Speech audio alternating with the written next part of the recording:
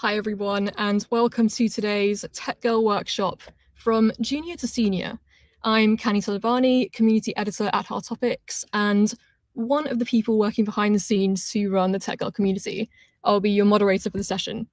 Now, today's conversation is all about how to navigate and accelerate your career growth in the tech industry. So we're going beyond just technical skills and diving into leadership, mindset, and strategy. Now, we're joined by two incredible speakers. We have Anna Verdian and Lauren Daly, who have each forged really inspiring paths in tech and leadership. And they'll be sharing their insights, experiences, and advice on everything from career roadblock to mentorship and stepping into leadership with confidence. Now, before we dive into the panel, I'll introduce each of our speakers with a quick slide and a few words about them. So, first up, we have Lauren Daly. Now, Lauren is a director of application delivery at Ardenar Advisory with almost 20 years of experience driving change across industries. Now, she's passionate about modern tech like AI, low code, and she's followed a non-traditional path building a career without a formal IT degree. She's also a mentor and co-founder of Ardenar's Women in Tech group. And fun fact, this is her first time speaking at a Techgirl event, so we're super excited to have her here. And next up, we have Anna Verdian. Now, Anna is a senior executive with a global experience in driving digital transformation and innovation. Now, Anna's a tech leader known for leading with purpose, building strong partnerships, and bringing teams together to make big ideas happen. Now, Anna was also a speaker at last year's Techgirl Masterclass on digital skills. So if she looks familiar, that's why. So let's jump right in and kick things off with something foundational, career progression. Anna, Lauren, I'd love to know what key skills or experiences helped you transition from a junior or mid-level role to a leadership position? So Anna, do you want to kick off first or? Absolutely. First of all, thank you, Kani, for having us here. It's an absolute honor and privilege to be invited back. I love these sessions. In terms of the skills, what helped me grow my career, I would say probably number one, if I look back, has been actually being the combination of being curious, not just about my direct role, not just about my direct job that I was responsible for doing, but about the business that I was in, about the industry at large, and really just approaching people who were working in a variety of different functions, speaking to them, learning from them, asking them questions about how they do, how does that connect overall in the wider business, and how does that help drive business forward. So that would probably be number one thing, just curiosity. And then combination of that curiosity with being open to the opportunities that came up. Frankly, my career has gone down a path that I would have never, ever been able to predict at 20 years old. And I have taken on amazing roles and amazing opportunities in a variety of different companies, specifically because I was not really seeing my path as set in stone, where I just wanted to progress my career in a particular vertical, in a particular industry. But I was very open about exploring a variety of different opportunities. So openness combined with curiosity can create some magic. Lauren, do you have a similar view there? I definitely share, what Anna's alluded to, which is, really being curious. I would probably add to that to say it wasn't just for me about being curious. It's also been about putting up my hand and offering to help, and doing it persistently.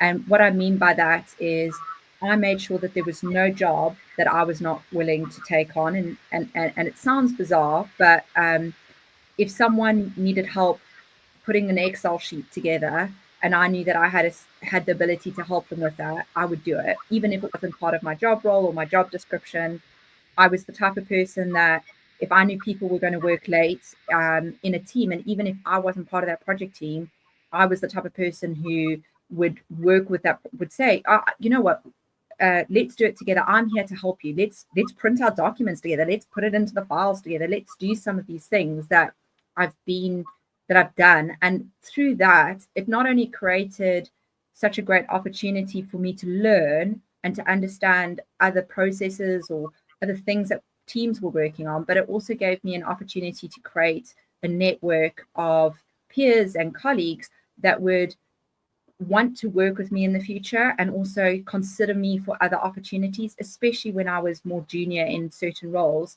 It just, they were like, oh, you know what, we've actually got this new role. And Lauren, why don't you consider applying that? Because we think you'd be great for that role. Even though in most of those instances, I never had either the qualifications or the technical background that job ad was looking for. They looked at me because they knew that I was someone that they got on well with, that was curious and that was willing to put in the effort. And I can't tell you how much that will always override in any job interview experience scenario. So then both, I have a question for you. If you're in a non-formal leadership role, how would you then describe your leadership qualities, essentially? How would you get that across to someone? Could you clarify if you're in a leadership or non-formal leadership role? If you're in a non-formal leadership role, how do you demonstrate to other tech professionals your leadership qualities if you're trying to prove yourself, essentially? So from my perspective, I actually think everyone is a leader. And I know that that's going to sound a little bit maybe cliche. But what I mean by that is I think it's important to differentiate the difference between being a leader and being a manager. So often a manager is potentially someone who has been given some level of authority through the role or the rank or the title. But just because you're a manager, that doesn't preclude you, that doesn't mean that that's the only people that can be leaders. Anyone can be a leader in any kind of organization or even in society. Sometimes part of being a leader is thinking about the ways in which you show up for others. Very much for me, part of leadership is actually kind of understanding what it means to be a servant leader. So that often means not trying to be the person who tells someone what to do, but someone who supports someone else achieving the end game or the outcome or the goal that they're looking for. So how to be a leader would be to look for those moments and look for those opportunities, whether it be internal in an organization that you're working for, whether it be even in the institutions you might be studying with, such as putting up your hand for the student body or being part of a specific kind of charity initiative, or even looking at what you can do broader in the industry. There are so many great opportunities to be part of making a difference beyond just your work environment that would give you leadership experience and skills that you could then actually come back from those experiences and demonstrate in your own organization. And being able to say, well, you know what, I helped to actually put together a team of people to fundraise something. That's an amazing thing to do. And that requires leadership. So for me, that's something I would really encourage people to think about, is not to confuse or conflate management and leadership, and think about that actually they can demonstrate leadership, which will allow them to be able to build the skills that you actually need one day when you are a manager. And how would you advise someone to demonstrate their leadership? I would say so a few things came to my mind. One, fundamentally, I think in organizations, especially when you have a number of junior talent, right? The people who stand out as future leaders or leaders in the moment are those who are able to be reliable and reliable executors. So what I mean by this is actually people who don't necessarily always wait to be asked or to be assigned a particular task. People who do see a need and are able and willing to just put a starting proposal together, to act rather than talk about it, rather than always rely on the manager or someone else to give them direction, etc. People who actually come to you as a leader and are saying, hey, I thought we didn't have clarity here, or I realized we were missing an update here. I've put together this proposal. Do you have any notes? So people who are willing to just take a step and just execute and just try to solve a problem, any problem that they're seeing within the organization. And even if it's not a 100% perfect solution, even if it's just the first step, those are people who usually tend to stand out. And those are usually people who become the more driven senior leaders who are also able to bring teams together with them, because they're not sitting and waiting until everything is clarified, until every step of the way is clear and there is a map to how you're going to act. People who are willing to just take that first step, just build on it, and also who are able to take feedback really well. And what I mean by this is sometimes when you do take that first step and you do put something together, that serves as an initial draft, essentially, right? So it's very easy to then give feedback and say, oh, great, this is how we can improve it. If you happen to get all defensive about this and you kind of go, well, I did take this step and no one seems to appreciate, they want me to do more and more and more, you're probably not going to get too far. Whereas if you're able to take it as, well, I'm so glad this has sparked this conversation and now we're actually building on it and we're improving on it as a team, then that is a clear sign of leadership without using any of those big words and big terms or even discussing leadership. Leadership is essentially about being able to demonstrate that you're willing to execute, you're willing to take those steps and do whatever it takes to actually bring a solution forward. Lauren, I can see you nodding there. I was just thinking about what Anna was saying about, being willing and also not taking things personally when you're given feedback. That was definitely something that I know I struggled with in my early stages of my career. And probably just to kind of talk about a specific experience, I found myself being, because I was the type of person who was putting up my hand and was taking on more responsibility, I think in kind of early stages of my career, there was a bit of a mismatch between I was really good at executing and I became really good at executing and my skill set really developed well because of that. So I nearly then found myself being promoted into a management role and I started to have people reporting to me. And I was quite young. I was 24 at the time. And I remember I had people that were reporting into me that were older than me. And I found myself in the situation where I thought, well, now because I'm a manager, it means I need to be telling people what to do.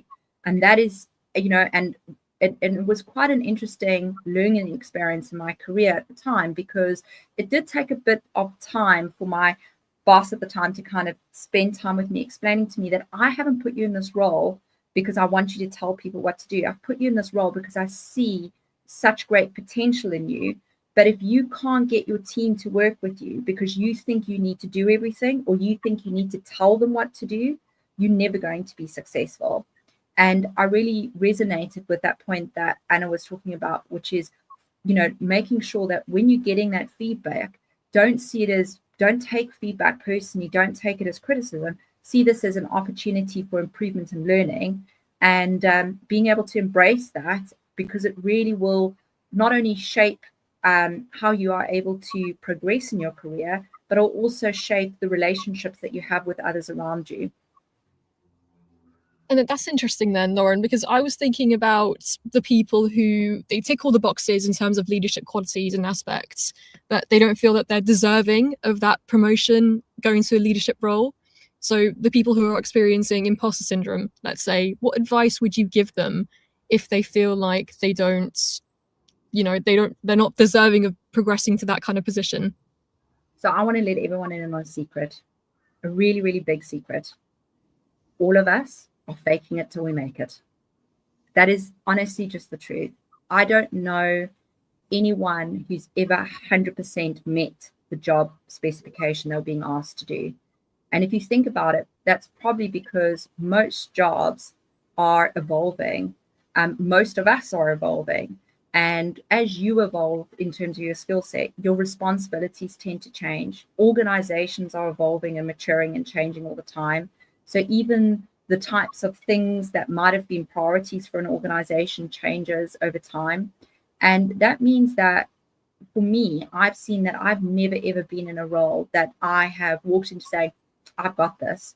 And actually, I think that if you are walking into a role and you say, I've got this, I'm going to, I know everything that there is to know about what I need to do here, then I would probably challenge someone back and say, are you actually then challenging yourself enough? Are you stretching yourself enough? There's quite a lot of research out there as well about, if you look at specifically how men versus women actually apply for roles, most men, funny enough, will apply for roles where they feel that they've met 50% of the brief. Most women will only apply for a role where they feel that they've met closer to 90% of the brief. And so I really want to challenge everyone to think about that. Actually, most of us are just faking it a little bit till we make it. And I don't mean that in a very literal way, that I'm completely underqualified and I can't do the roles. But there's never, ever going to be a role that you should be walking into saying, I can do this. If someone else has belief and faith and has given you that opportunity, then why do you not want to, believe that in yourself? So value what you can add and think a bit differently about, that how you feeling is actually the right way to feel when you are moving into a new role or being given a new opportunity. Anna, what are your strategies then for overcoming that kind of imposter syndrome? I would love to build on what Lauren said, because I do agree with it, but there are also elements where I see slightly differently. And the bits that I see slightly differently, kind of, you used the word there where you said, what about people who don't feel they're deserving of the opportunity? Now, it would be wonderful if we could say that every opportunity in the world is given to someone who is most deserving. That's not really the case. I think sometimes it's about, you get the opportunities that you want the most. So for me, it's not so much about believing that you deserve this opportunity. It's about having the knowledge and confidence about the fact that you want this opportunity and you're willing to do whatever it takes to make it a success. And what I mean by this, and obviously within reason, right? Whatever it takes, goes without saying. What I mean by this is, in personal life, I love challenging myself to do things that are difficult, that I have never done, that I'm completely out of my depth in. And the reason I love to do this is because it is this constant muscle of working on something that absolutely terrifies you, where you have no idea how to do it. You're not, whether it's climbing a mountain, whether it's running a huge race, whatever it might be, learning a new sport.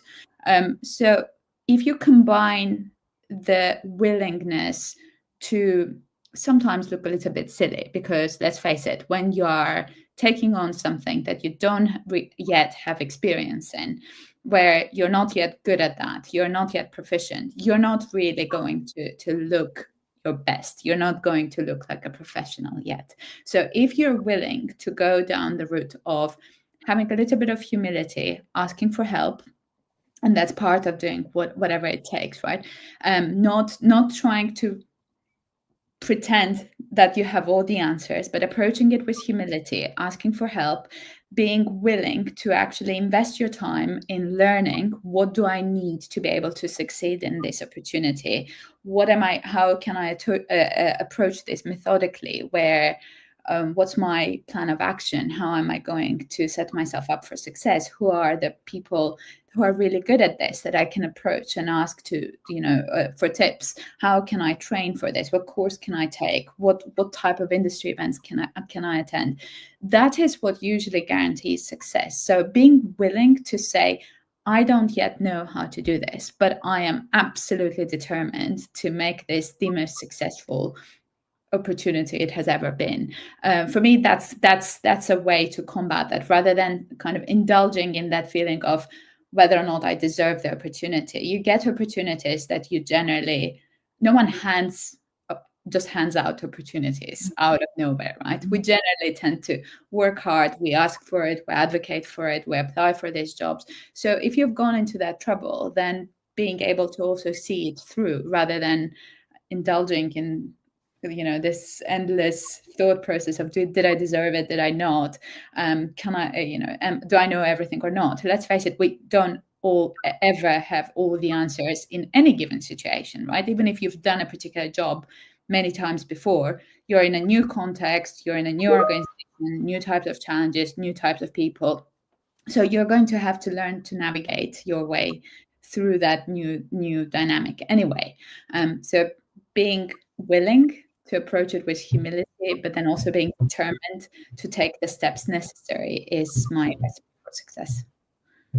I like how you mentioned confidence there, Anna. So I guess this is directed at both of you. What really helps boost your confidence before, whether it's a meeting or an interview or just a general situation? What's one thing that really helps you?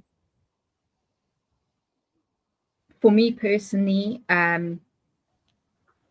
probably just the network of allies that I've built up over time.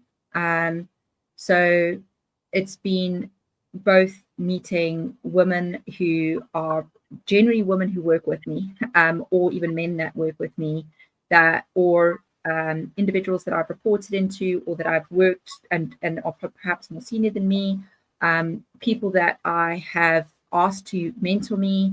When I'm really struggling with something, I generally will reach out to one of them and will look to them to give me, and generally I might be struggling with a situation that I probably have some emotional feelings around. That's, I think, one of the things that I probably struggle with the most, is where I might be feeling something around a situation and needing someone to help me actually contextualize it and bring me back to the facts and give me a different viewpoint. But also in that, I find that when you reach out to people who you know that you can trust to be honest with you, they also are very good at giving you a sense of confidence in yourself, that they can play it back and say, well, you did this well, but maybe you could handle that differently. Or, you know what, actually, go get them, like, so I think really making sure that you are building up a network of allies, and whether that be in your current organizations, in your current, even from a university perspective, is so important. There are, and it doesn't, and I think that's probably the interesting thing for me. Your network of allies is not necessarily your friends. Your network of allies can be women or men that you have a work relationship with, or people that you've worked with before, who you will network with, who you might share updates with on LinkedIn. It doesn't necessarily mean that it's the same person who you're going to go and have a glass of wine at the pub with and, go and have some fun with. Those, I sometimes think we confuse the two things. And it's not to say that you can't go to your friends and they're not the people who are going to build you up. Of course they are. But sometimes you want to know that you've actually got people that you can rely on in a bit more of a professional sense, that understand the industry or understand the kind of challenge that you're facing, that you can lean on and ask them to also prop you up and give you a bit of context or a little bit of courage. And that's generally what I think has resounded really, really well for me, is building up a really great network of allies that I know that when I'm struggling with stuff, I can go to. And and that's something that I think all of us can do. Anna, do you have a network of allies? I absolutely do, and I second that. And actually, looking back at my career, I wish I wish someone had told me this back when I was starting my career first, because it took me a while to realize the importance and the value of networking and building that network of allies and building those relationships. And actually, the more your career progresses and the more senior you become in an organization, the more that network of allies and your relationships are really considered what I would call your leadership capital. That's how you get things done. That's how you're able to make an impact. So it's crucial. I would add though to that, just perhaps not not just in a work environment. I think outside of developing those relationships and having allies, what's key, and to go back to your question of what gives confidence, in a moment when I'm not feeling most confident and in a moment when I'm having doubts or I'm nervous, what really tremendously helps is having practices outside work that I can rely on to draw confidence. So whether that's getting out for a walk, whether it's, if you are into any kind of sport, it's relying. So having that balance and not forgetting that even though we are showing up as professionals at work, we are still human beings, and it's important to be able to really bring your person and know yourself. What are the things that actually give you energy, propel you forward? So if it's a 15-minute run, then great, book the time before a really crucial meeting, get out, do that, and then you'll bring that energy back. So it's really important to know what practices you as a person have that can help. Yeah, go on. I was going to say, Anna, when you're saying that, it reminds me of Marie Kondo, and she talks about when you're cleaning out your closet, think about what brings you joy, And I love what you were saying is that we sometimes, I think, especially in our early stages of our career, we can feel like the only way in which we can succeed is by being successful in our career, nearly. And actually, life is a series of different experiences and experiments. And, there are going to be times that your career is not going to be where you feel it needs to be potentially, and you are going to struggle. And I agree wholeheartedly with you that knowing that I could lean in on my moments of joy and the practices of joy that I have, whether it actually also be just phoning a friend and being able to have friendships and or cooking or doing certain other things that bring me joy, just you can't undervalue those things. Absolutely.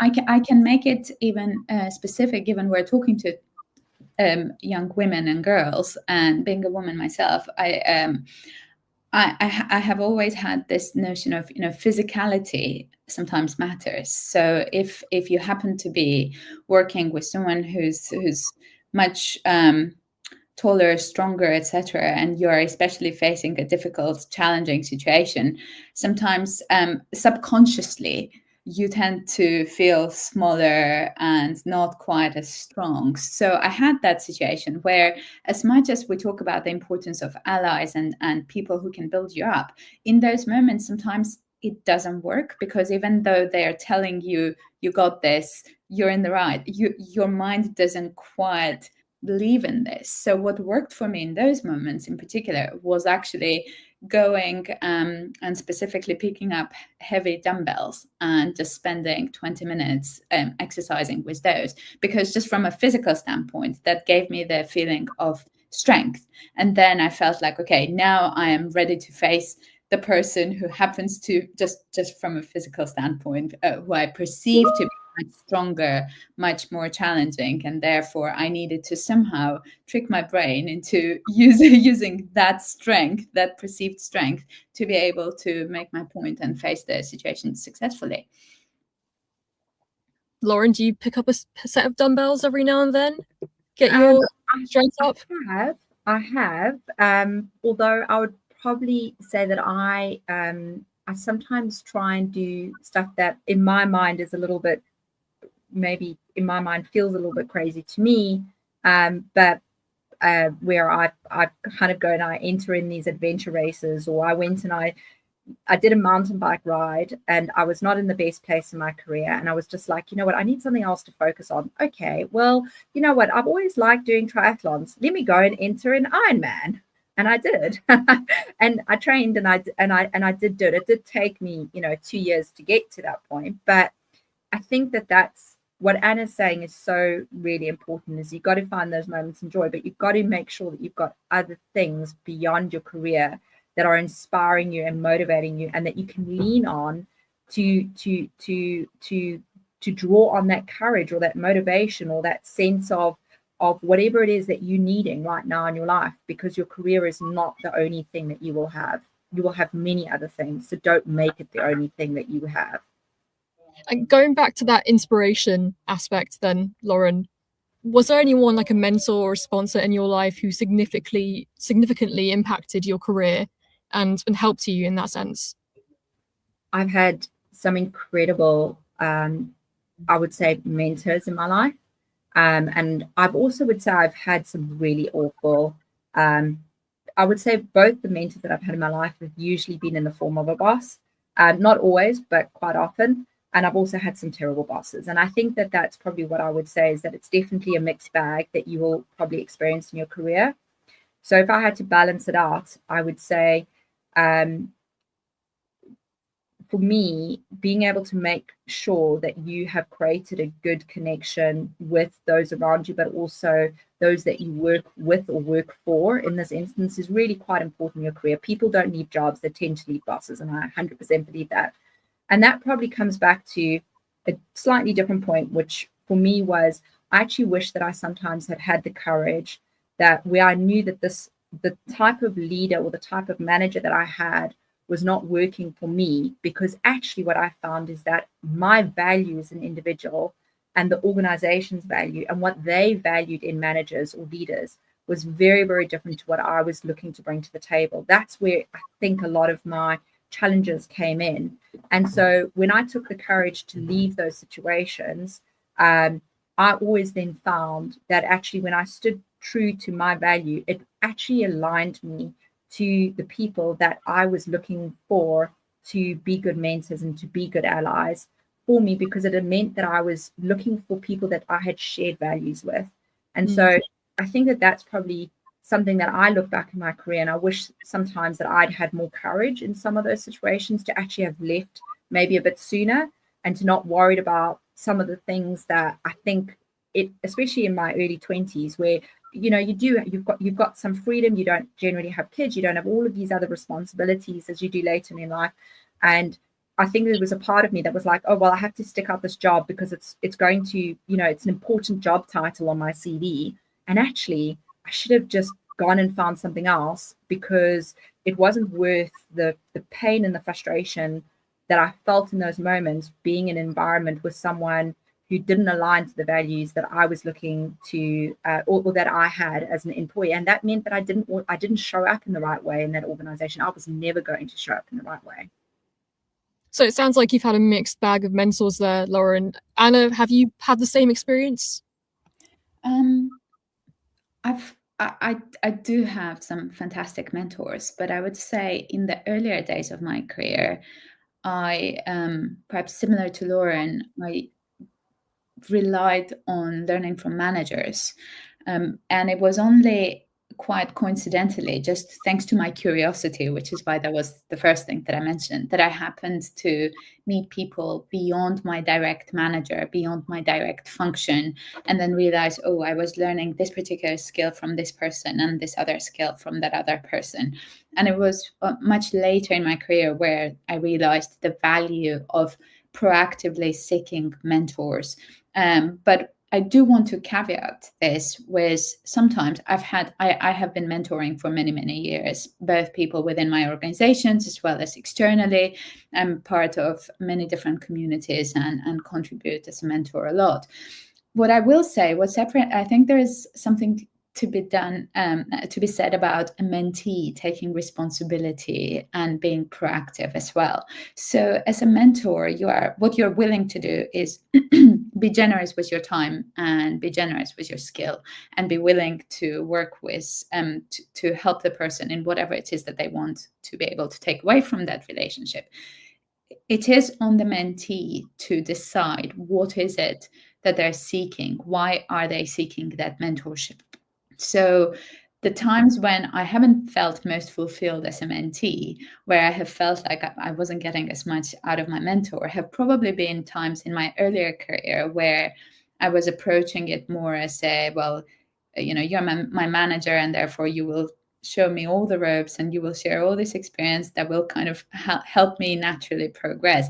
That's not how it works. Usually the most effective mentorship relationships are formed and forged through being able to identify and say, oh, this person seems to be really good at this particular skill or in this particular area, and approaching the person and saying, Lauren, may I please shadow you or learn from you how you approach that particular area?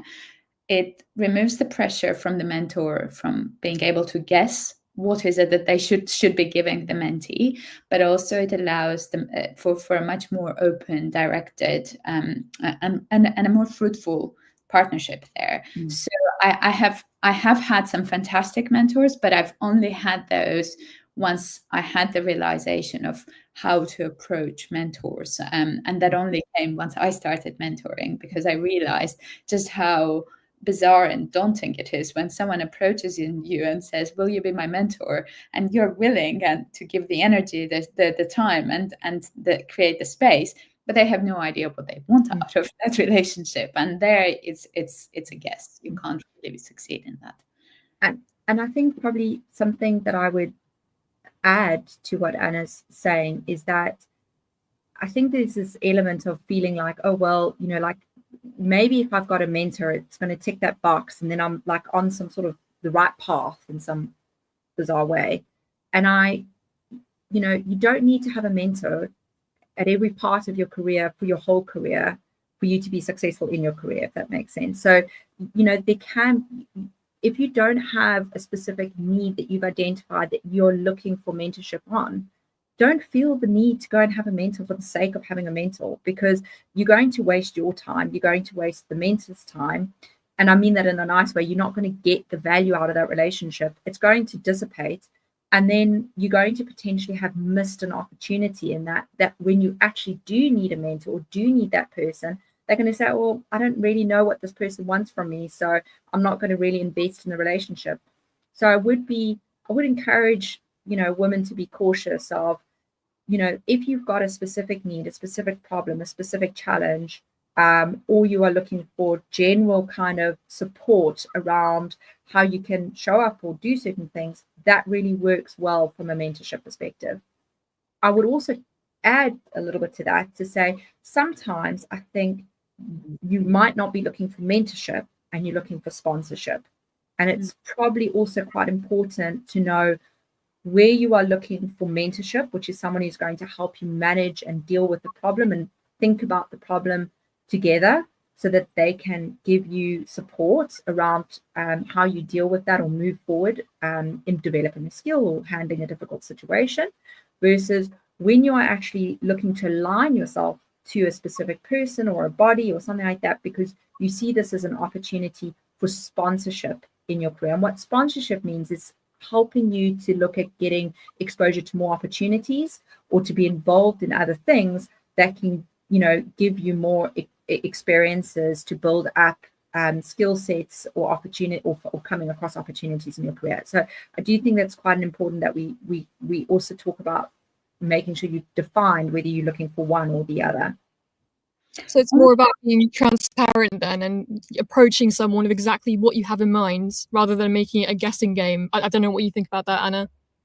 I was just going to revert back as just a slight comment on the topic of defining. I wanted to say, even though, as I mentioned, I have some people, fantastic people that I have long considered mentors, there's not a single formal relationship where they're officially classed as a mentor. It's more, as I said, it's an organic relationship where you happen to see someone, and it doesn't always have to be someone that's more senior than you are or more and more experienced. You just need to be willing to know what is it that you want to learn in that particular moment, where do you need help, and who is best suited to help you actually learn about that particular area. So it's the definition there, as Lauren alluded to, it is also important, and sometimes not necessarily labeling things, but just saying, this is what I want to learn, can I learn from you, is probably a great approach. And speaking of one of the learning points, I guess, to building your professional career, how important is it for junior to mid-level professionals to network with others in that industry? What advice would you give to someone who wants to build professional relationships with others? You go, Anna. Yeah, I think you're probably going to touch on something that I know you mentioned earlier. I think it's super important to network throughout the entirety of your career, and very often more junior people and younger people tend to see this as not. It's quite uncomfortable. I don't really enjoy being in a situation where I don't know anyone. It feels awkward. I don't really know what specifically to talk about. What I have learned and what I'm continuing to learn and work on is that discomfort might get a bit better, but it still stays. We're all fundamentally, more comfortable talking to people we do know, being in environments that are familiar.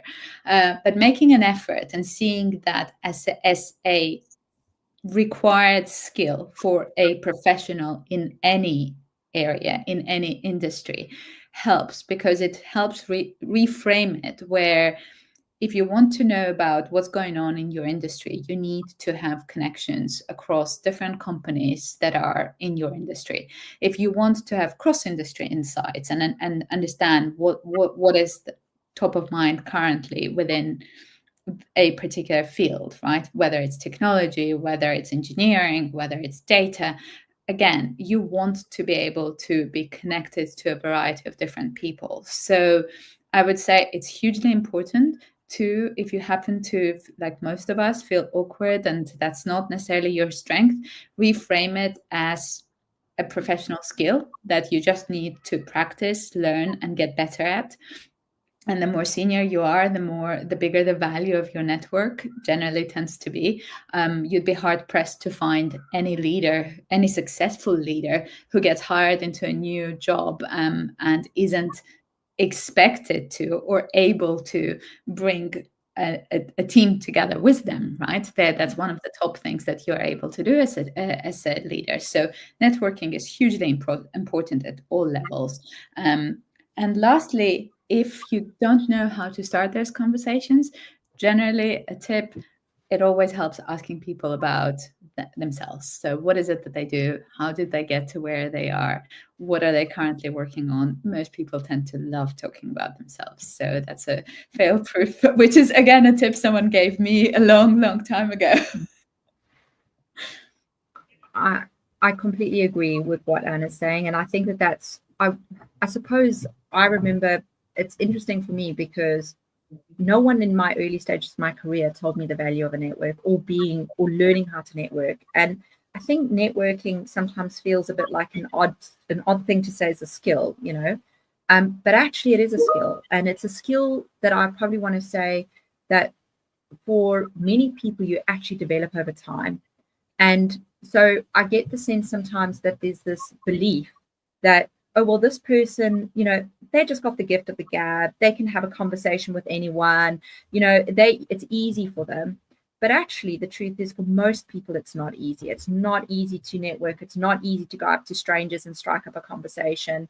I'm someone who am and do feel that I'm more of an introvert, and I think a number of people probably would, I really struggled with that. And I probably would say that when I started to realize that there was value in creating a network, and actually I needed to create a network because I needed support around challenges that I was facing, that no one else was doing the job that I was doing in the organization I was in. And I didn't feel comfortable going to people and asking them for advice necessarily, because I knew that they were looking to me to come up with certain solutions or answers. So I started to kind of explore building out a network, and I only did it in my 30s. I didn't do it in my 20s. And that's something I really look back and think, oh, I should have just had a bit more courage to maybe build up a network. So it is definitely a skill you can learn.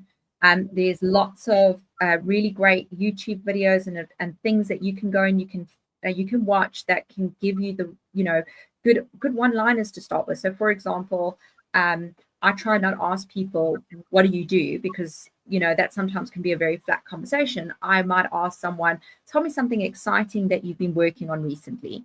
So it's how you can also change the frame of the conversation. Those are all great skills to learn.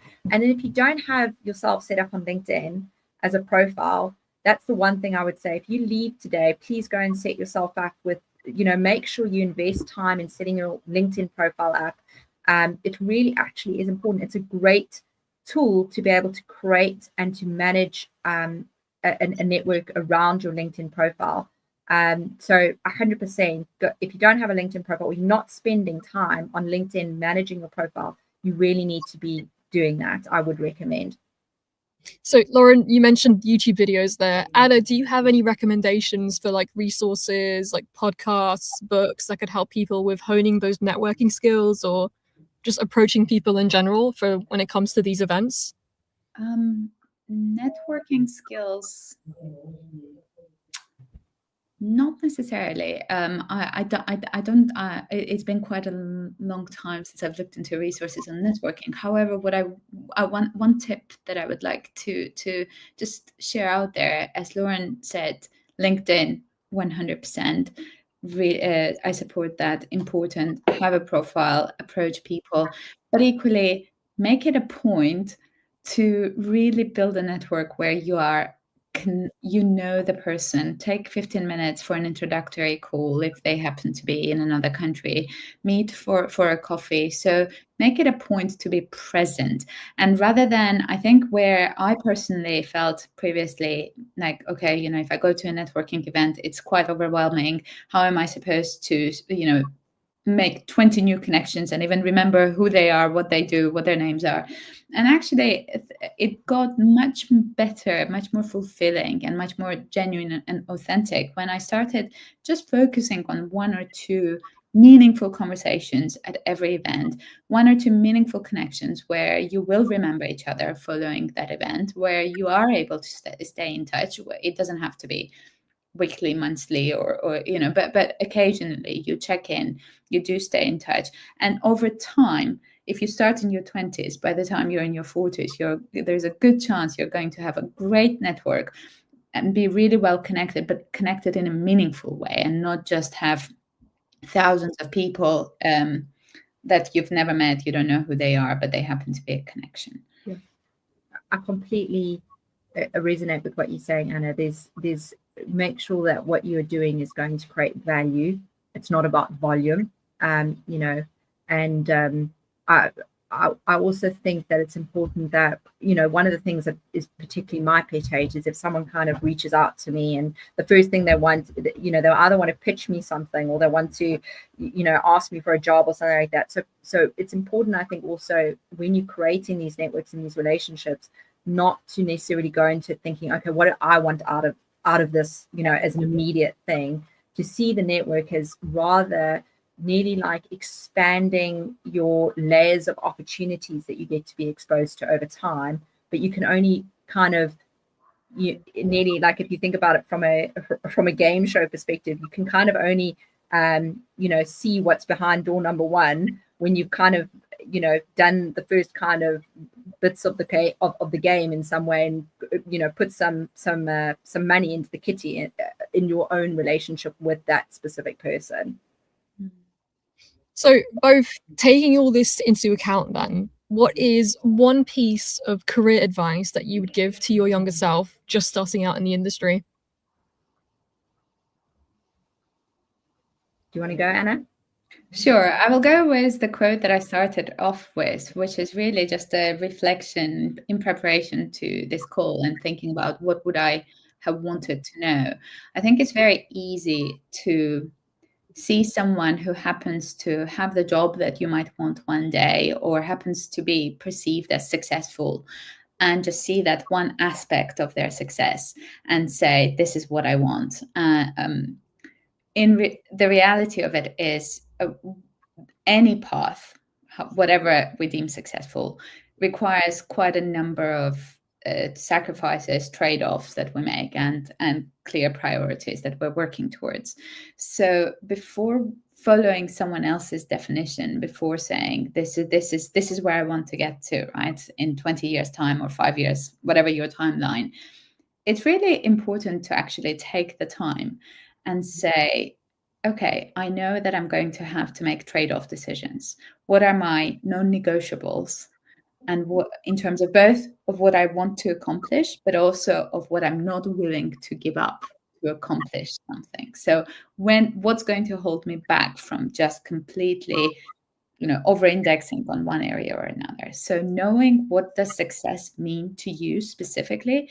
Is it a job title? Is it a particular level of seniority, which is very easy and straightforward to do? But again, any person you see that is successful in one area or another has probably given up a number of other areas of their life. If they happen to be amazing at running a company, perhaps they aren't always able to be present with their friends or family, or attend their children's plays at school, etc. So, and if they are able to do that, then they're perhaps not over-indexing there. They're making a trade-off decision somewhere else. So the one piece of advice I would say is getting clarity at each step of what is it that I truly want, and why do I want it? Do I want it because I'm just seeing someone else have it and it's perceived as successful, or does it really matter to me? And then being willing to work hard to prioritize that and to make the trade-off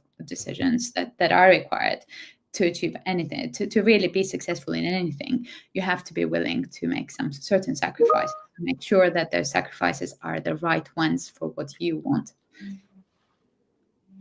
I think from my side, and I also really resonate with what Anna's saying, I would probably expand a little bit to what she's saying, which is that I wish in some way that I remember phoning my mom in my mid-20s and telling her that I thought I was having not a midlife crisis, a quarter life crisis, because growing up, I thought, oh, well, I need to be an MD. I decided at 15 I needed to be an MD of a company at 25, and I got to 25 and I wasn't an MD. And in hindsight, at 25, it still felt like it was a realistic thing to say. But in knowing what I know now, I realized that was a really naive view of the world. And not only was it naive view of the world, but it also meant that I hadn't really thought about what actually mattered to me. Was it the fact that I just felt like I needed to be an MD to feel like I'd achieved something? And I think that there was an element of that in what I was saying, instead of actually really thinking about what are the things that matter to me, what are the things that I value and want to spend time on. And rather, I think at that point, I got some really great kind of support and redirection in my life. I got in touch with someone who became a mentor for me for about 2 years and gave me some really great coaching. And that helped me to really reframe and think differently about what success means to me.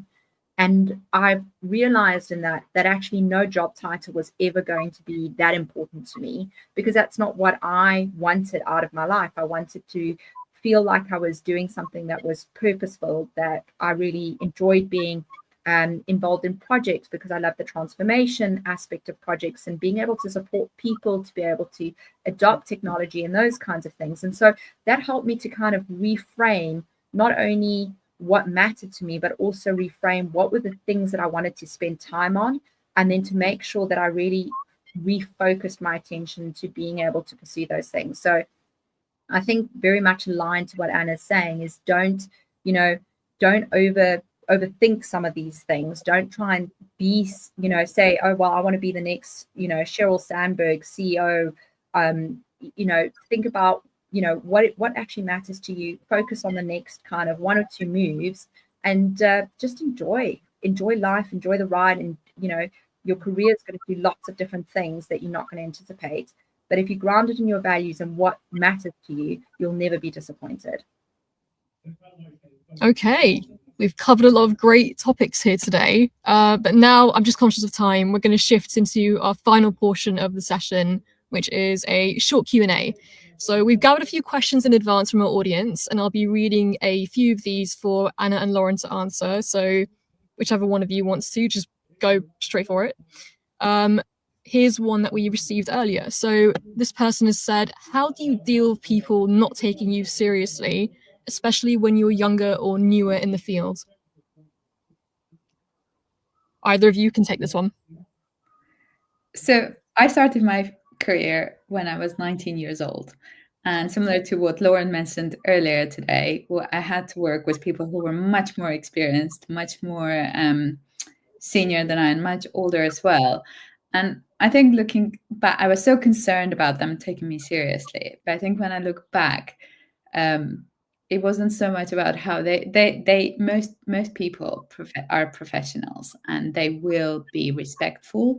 And if they aren't, then of course that's a separate story, and you need to deal with that. But there is no one who will approach someone and not take you seriously purely because of your age, if they truly are professional and are showing up as professionals in the workplace. It's more about how we perceive ourselves. And I think that's where I would say having humility, not setting too high of expectations and not trying too hard to come across as someone you're not, is hugely beneficial and helpful. So if you do happen to me, in my case, a 19-year-old who has just started their career and is just there willing to learn, lean into that. That's quite endearing, and people do take you seriously because they realize you're being authentic. They have been 19, 20 years old as well, and they know what it's like. So they're never going to try and make it a point to somehow not take you seriously purely because you happen to be younger or have less experience. Lauren, do you feel the same way? I do.